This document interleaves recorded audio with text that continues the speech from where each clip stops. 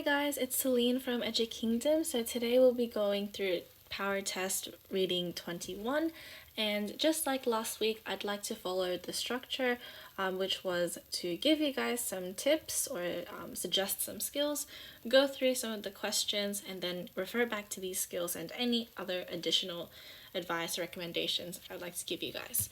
So let's get started with these skills. So firstly, I put down comprehension. I know this is a very general skill, and in any English question, you're most likely being asked to comprehend or search for a particular answer. Now, the suggestion I put in here was to look for keywords. I think we did go through something similar to this last week, but I just want to re-emphasize this because sometimes these questions will the very clear questions will explicitly ask you like what is the color of, for example, like what is the color of the curtain, right? And then maybe in the text you can find the word curtain, and then you just look for the color adjective before it and you'll know it's a blue curtain, it's a red curtain, right? Maybe it's a bit more descriptive, right? Maybe instead of saying the word curtain, they'll say like a blanket or something like that, right? That actually really brings me to my second point, which is reading beyond the lines, because sometimes our answer is not explicitly stated in the text. We have to really deconstruct what the composer is trying to communicate so that we can get the correct answer or understand their message. I also put in some additional questions that I think would really help you guys understand the text a bit more, which is like, what is the purpose of the text? Like, what is the main message? Maybe speculate what you think will happen after you have read the text. Try and think, well, what will happen after this description or after this piece of dialogue? Maybe there's a coda at the end. You can just kind of form your own opinion, which would be really nice. And lastly, I put in, what do you think of the text? Now, I know we're going through multiple choice questions, but I think this is actually a really useful question when you try and form responses in your short answer and long response questions, because that is when your own individual, like unique perspective will really shine. And I think that's really important when you answer those kinds of questions, because that will be your genuine perspective, your genuine opinion. And having that genuine opinion becomes basically a better message, right? Like, you genuinely believe in it, so chances are you're going to communicate that message better. It also means that you have gotten a good understanding or a good analysis of the text, and that just communicates that to the marker basically.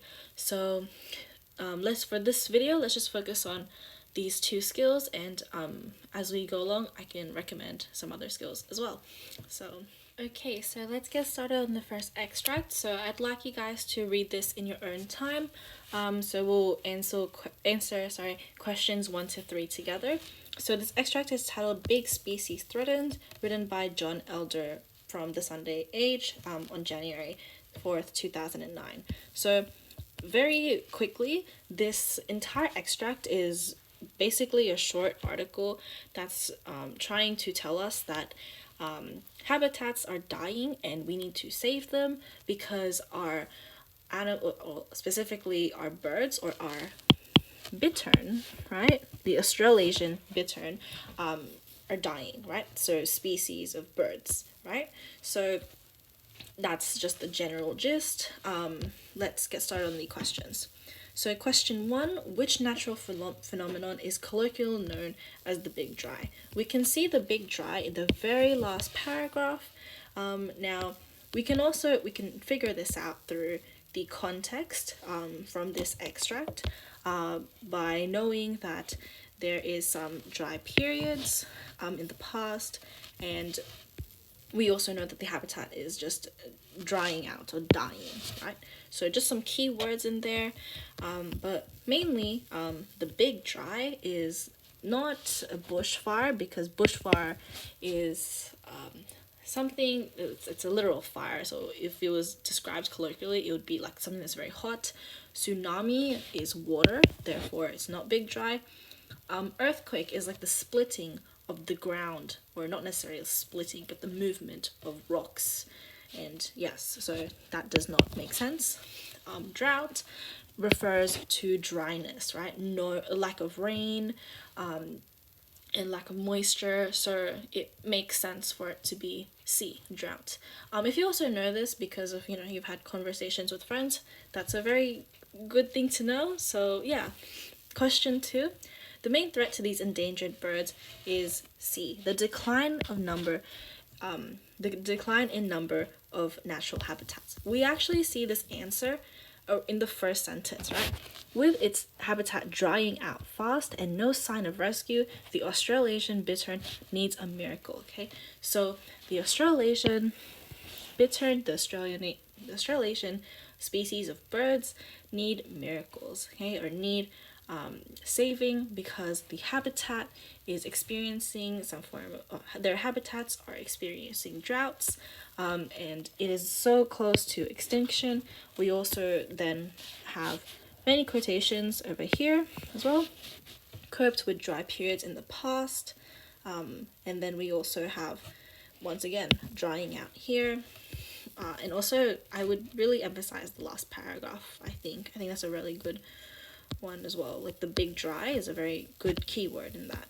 So yeah, like notice how though we have this repetition of like dryness, right? This dryness, the big dry, right? So yeah, that's really what it's trying to communicate to us, because we're focusing specifically on the environments that these bittern are. Now, number 3, Professor Garnett lays most of the blame for this crisis on A, B, C, or D. Now, we're going to take a look at Professor Garnett specifically, and their name starts here. Professor Garnett described the wetland wars as a failure of government and a failure of the market in terms of water being counted as free goods for too long. So keywords, we have this failure of government or government policy, and also the market in terms of water being counted as free goods for too long. So basically water usage and government policies. So the answer in that case would be A. Now beginning on the second extract, we have Letter of the Month, Youth of Today, written by Nicola. So this is actually a first person extract. We're going to assume that it is nonfiction. It's in a letter, but this is not a letter to someone specific. This is like a letter to a publisher, right? So a personal letter has the dear name, the letter inside, and then the sincerely the writer, right? So, but this is not that kind of letter. This letter actually has a bit of a reflective kind of tone. It's a bit somber, I would say. Not sad. More like I think just very reflective, very like youthful actually. So let's get started with the questions. So the first question we have is, what is the main point made by the writer? So this actually directly goes back to the skills I suggested, but basically knowing that this text type is a letter written, and it's very reflective, the main point being written here, it's actually quite emotional. They're talking about younger kids or like the youth being rebellious and having fun, taking risks, and like in the future when they're older, they settle down because they've already experimented in their youth.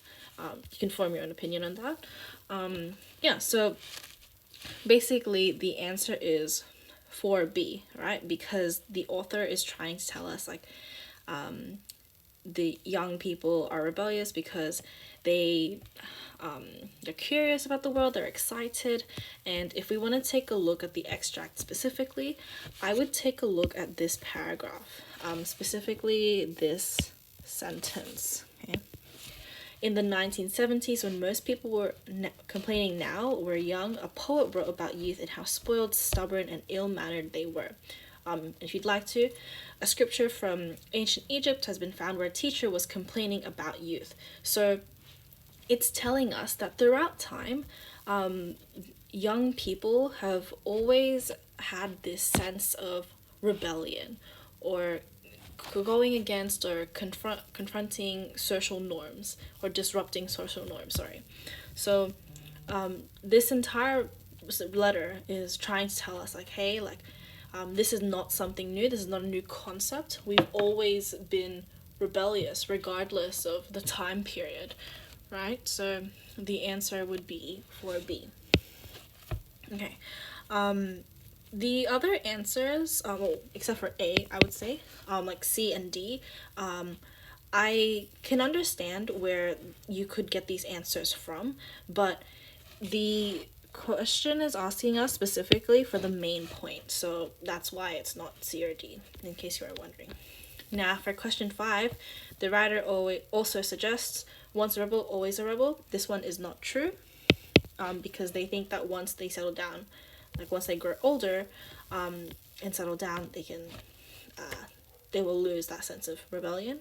Too many youngsters are immature. They are not saying that they are immature. They're not saying that young people are immature. They are saying that young people are just a little bit, they're quite rebellious. And youth will behave better in the future. Is not necessarily true. This part I don't think is necessarily true, because it's kind of implying like youth, as in, if you are like 10 years old now, then when you're about 40 years old, the 10-year-olds, while you're 40, will be less rebellious. That's not actually what it's saying at all. If anything, it's trying to tell us that children or young people will always be rebellious. So the answer would be C, people mellow as they get older, as in, once you say you're like 10, you're very rebellious, then you grow up, have more life experiences, realize you have a lot of responsibilities, and then you'll be okay, I don't have the time or the flexibility or the energy to be as rebellious as I used to be, or basically just you realize just the weight, I guess. And yeah, so I guess that's part of maturing. But drawing from the text specifically, I would say about this sentence, this pronoun they is referring to adults, or a more mature audience. So they have a lot to deal with, and by the time they have got a little older, they will have settled down and probably started complaining about youth as well. So, oh, sorry about that. The they here would actually be in reference to young people, but young people transitioning from being rebellious to being the mature audience. Sorry. So this quotation, or this quote, actually tells us that this very rebellious phase is just a short period of time. Every young person goes through it, but once they grow up, once they figure out their job, their life purpose, or whatever, their philosophy, then they'll probably get frustrated with younger people, or their younger people of the time. And that's mainly because they've matured themselves.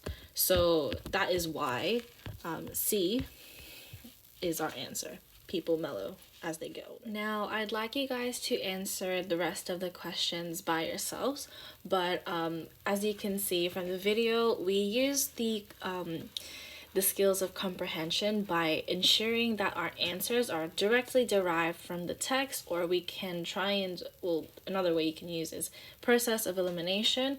It takes longer to do that one though, so comprehension is probably the most preferable skill to use, so searching for keywords, but also in the text, we've realized that we don't always have the explicit answer, which means that we have to really think about the morals or the message behind the text, the purpose.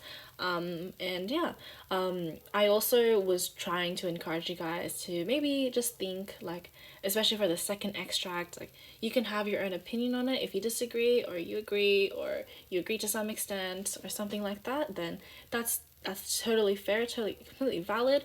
You have your own reasons, you can form your own argument. So These are just two skills I'd like you guys to focus on and some questions. And I'd like you guys to complete the rest by yourselves. So that's it for this week. I'll see you guys next week. And yep, so take care. Bye.